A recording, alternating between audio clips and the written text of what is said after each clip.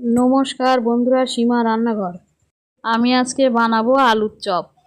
আলু কেটে ধুয়ে নিলাম, আলু সিদ্ধ বসালাম, সিদ্ধ করে নামিয়ে নিলাম।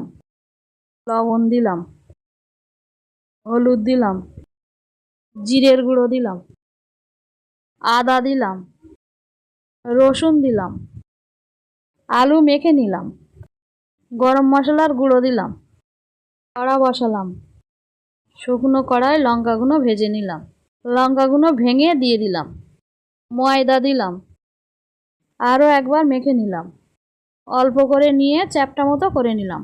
সব একইভাবে করে নিলাম।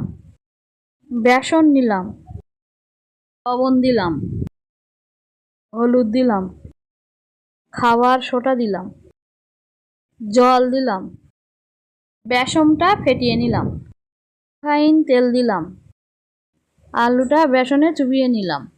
তেলটা গরম করে আলুর চপটা ছেড়ে দিলাম, লাল লাল করে ভেজে নিলাম। আলুর চপগুলো তুলে নিলাম, আলুর চপের ওপর বিট লবণ ছড়িয়ে দিলাম। আলুর চপটা ভালো লাগলে লাইক, সাবস্ক্রাইব, কমেন্ট, শেয়ার করুন। ফ্যান্টাস্টিক।